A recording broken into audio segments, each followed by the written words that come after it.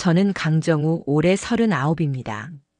지금은 외동딸을 키우며 살아가고 있는 어쩌면 평범한 가장일지도 모르겠습니다. 제 인생에 이혼이라는 단어가 처음 붙었던 건 지금으로부터 4년 전이었습니다. 첫 번째 결혼은 아주 조용히 그러나 깊은 상처를 남긴 채 끝이 났습니다. 전처는 아이가 태어난 뒤부터 달라졌습니다. 산후 우울증 때문이었는지 아니면 원래부터 감정적인 부분이 맞지 않았던 건지는 아직도 모르겠습니다. 하지만 분명했던 건 저희 부부는 점점 같은 집에 있어도 서로를 더 외롭게 만들고 있었다는 점입니다. 이혼 후 저는 부모님 댁 근처로 내려가 딸 유나와 단둘이 살기 시작했습니다. 3살밖에 안 된 아이를 안고 새벽마다 울던 기억이 납니다. 직장과 육아를 병행한다는 건 누구에게나 벅찬 일이겠지만 그땐 진짜 너무 막막했죠. 그렇게 3년을 버텼습니다.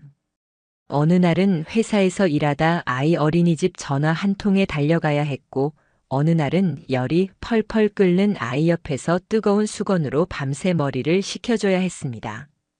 그 고비들을 넘기며 저는 스스로를 다잡았고 무너진 가정도 언젠간 다시 제 손으로 세울 수 있을 거라 믿었습니다. 재혼을 결심하게 된 건 딸 유나가 5살이 되던 해였습니다. 아이도 조금씩 안정을 찾아갔고 저 역시 누군가와 함께 다시 가족이란 이름으로 살아가고 싶다는 생각이 들었죠. 그때 만난 사람이 바로 지연이었습니다. 지연은 저보다 6살 어린 33. 같은 지인 모임에서 몇 번 얼굴을 보며 자연스럽게 친해졌습니다.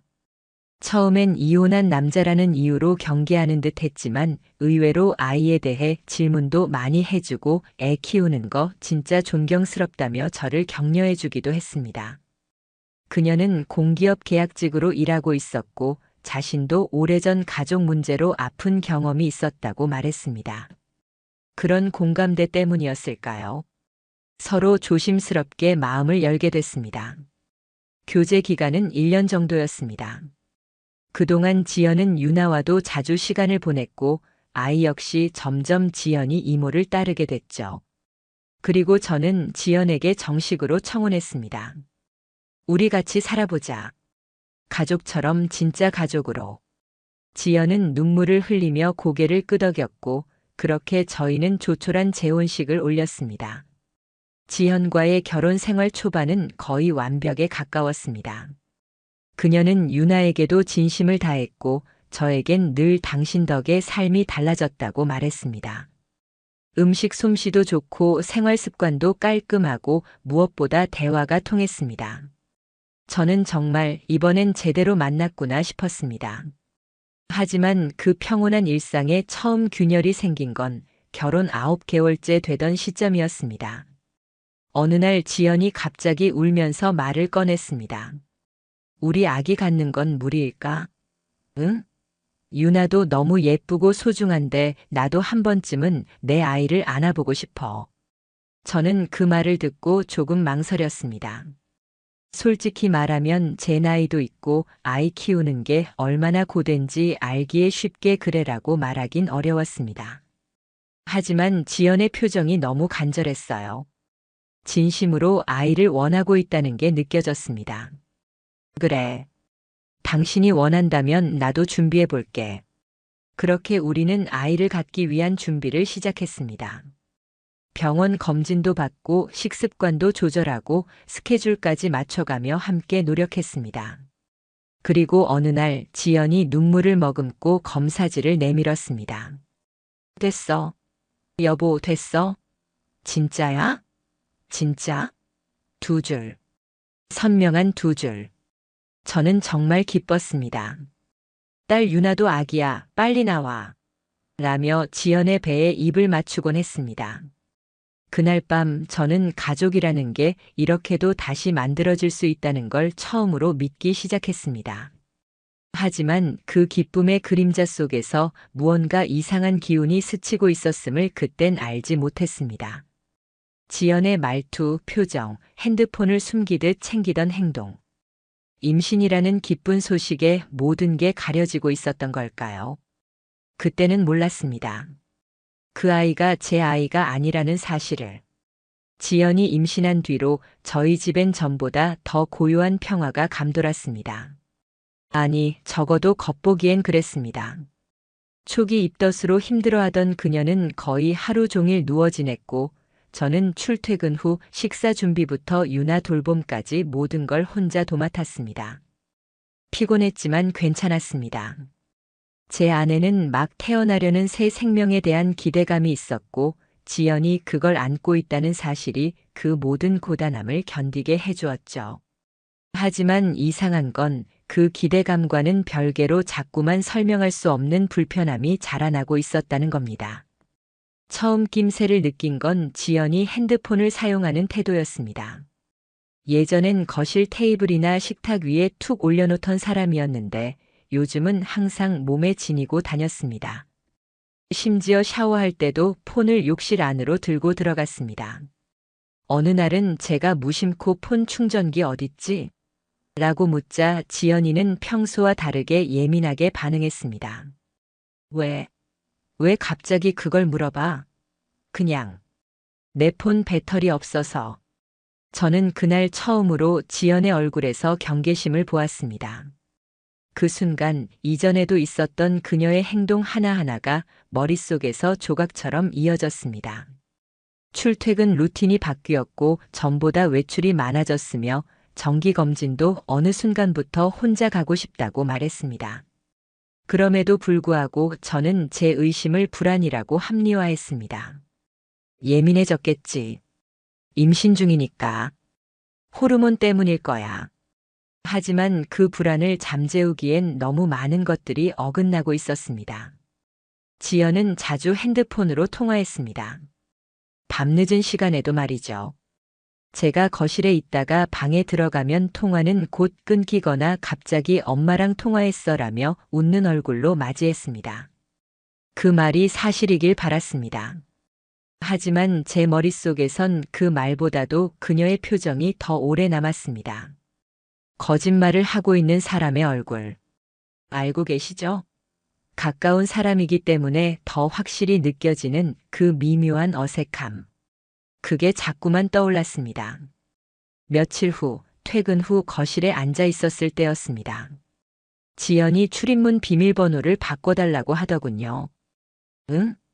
갑자기 왜? 불안해서. 요즘 이상한 뉴스 많잖아. 그래도 우리 집 비번 유나도 외우고 있는데 좀 불편하지 않아? 당신이 있잖아. 당신이 열어주면 되잖아. 그 말투는 가볍게 웃으며 한 말이었지만 그 말 뒤에 뭔가 숨기고 있다는 느낌이 들었습니다. 지연은 언제부터인가 혼자만의 공간을 확보하고 싶어 했고 그게 단순한 편안함을 위한 게 아니라 숨길 무언가를 위한 거라는 의심이 자꾸만 들었습니다. 그날 밤 저는 처음으로 지연의 핸드폰을 몰래 보려고 시도했습니다. 욕실에 들어가 있던 틈을 타 화장대 위에 놓인 그녀의 휴대폰을 집었습니다. 하지만 잠금 화면엔 지문과 얼굴 인식이 설정되어 있었습니다. 전에도 안 그랬는데 왜 이제 와서 이중 잠금을? 그때 저는 그 행동이 얼마나 제 마음을 갉아먹었는지 느꼈습니다. 한 사람을 믿고 결혼한 제가 이제는 그 사람의 전화 하나 제대로 확인하지 못하는 처지라는 것. 그저 슬펐습니다. 며칠 후 의심을 확신으로 바꿔줄 일이 생겼습니다.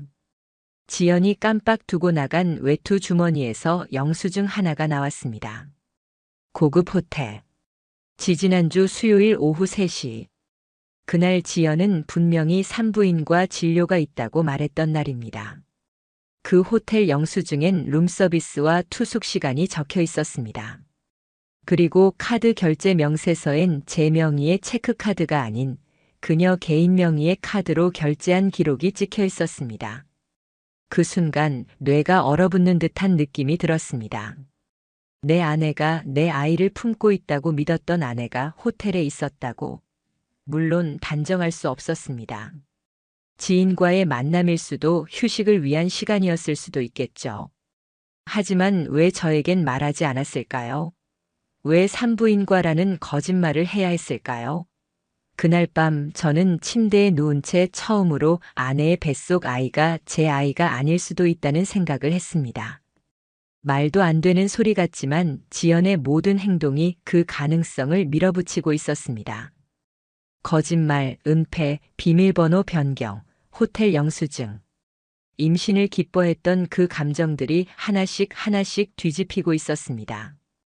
그때부터 저는 한 가지 결심을 하게 됩니다. 확인하자. 이 의심이 내 불안인지 아니면 진짜 현실인지. 그날 이후 저는 하루하루가 지옥이었습니다. 거짓말처럼 웃는 지연의 얼굴, 아이를 안고 동화책을 읽어주는 모습, 아침마다 저에게 당신 덕분에 행복해라고 말하는 그녀의 목소리. 그 모든 장면들이 이제는 거짓이라는 한 단어로 지식여졌습니다. 하지만 증거는 아직 부족했습니다. 지연은 여전히 모든 걸 감췄고 제게 착한 아내 역할을 그만두지 않았습니다. 제가 할 수 있는 건 조용히 움직이는 것뿐이었습니다. 저는 가장 먼저 그녀의 외출 일정을 기록하기 시작했습니다. 평소 산부인과 다녀온다는 날, 지인과 카페 간다는 날, 산책하고 온다는 날. 그 날짜들을 제 다이어리에 써두고 카드 사용 내역과 비교했습니다. 그리고 놀라운 사실을 발견했습니다. 그녀의 병원 예약 시간과 호텔 결제 시각이 정확히 겹쳐 있다는 것. 그녀는 병원을 간 게 아니었습니다. 적어도 그날들엔. 결정적 단서는 집 근처에서 확보하게 되었습니다. 지연이 하루는 회사 미팅이 있다며 말을 할 때였습니다. 저는 직장에서 조퇴하고 조용히 그녀를 따라 나섰습니다. 지연은 지하철을 타고 도심으로 향했고 잠시 후 강남의 한 빌딩 안으로 들어갔습니다. 저는 근처 카페에서 기다렸고 약 40분쯤 뒤 그녀가 한 남성과 함께 나왔습니다. 남자는 40대 초반 고급 정장 차림, 지연과는 익숙한 사이처럼 보였습니다. 둘은 건물 앞에서 자연스럽게 택시를 잡아탔고 그때 제 심장은 미친 듯이 뛰고 있었습니다. 택시가 멈춘 곳은 호텔. 지연은 들어가며 그 남자의 팔을 자연스럽게 잡았습니다. 전 그 장면을 떨리는 손으로 카메라에 담았습니다. 줌이 흔들리고 제 입김이 마이크에 스치며 숨소리가 녹음되었지만 상관없었습니다. 그 장면만으로도 충분했습니다. 그날 밤 지연은 아무렇지 않게 귀가했습니다. 미팅 오래 걸려서 피곤하다 태동이 요즘 부쩍 느껴져서 잠도 못 자겠어. 이제 당신만 믿고 갈게. 그녀의 모든 말이 이제는 연기처럼 들렸습니다. 다음 날 저는 산부인과에 전화를 걸었습니다. 지연이 다닌다는 병원이었습니다. 김지현 씨 최근 검사 기록 확인 가능할까요? 제가 배우자입니다. 상담 간호사는 말했습니다. 지난달 이후로 진료 내역 없으세요. 예약도 없고요. 거기서부터는 빠르게 움직였습니다. 우선 탐정사무소에 그녀의 동선 추적을 의뢰했고 3일 만에 추가 자료가 도착했습니다. 주중 특정 요일에 반복되는 호텔 방문, 같은 남성과 동반 입장, 차량 탑승 시 여성이 먼저 내려 주변을 살피는 행동, 그리고 결정적으로 호텔 로비 CCTV 캡처 화면 지연이 남성에게 팔짱을 끼고 웃는 장면. 저는 그 자료를 USB에 담아 증거용으로 보관했습니다. 그리고 마지막. 저는 산부인과를 통해 비밀리에 DNA 샘플링을 요청했습니다. 정확히는 아이 출산 전 태아 DNA 검사였습니다. 법적으로 동의가 필요한 사항이기에 내 아이가 맞는지 확인이 필요하다는 사유를 제출했고 병원 측은 조심스럽게 동의서를 작성하도록 도와주었습니다. 검사 결과는 10일 후 나왔습니다. 결과지엔 이렇게 적혀 있었습니다. 부와 태아 간 유전자 일치율 없음. 순간 눈앞이 하얘졌습니다. 그 밤 저는 거실에 홀로 앉아 노트북을 켜고 USB를 꽂았습니다. CCTV 영상, 탐정 리포트, DNA 결과서, 지연의 거짓 일정표. 이걸 왜 모으고 있나 싶었습니다.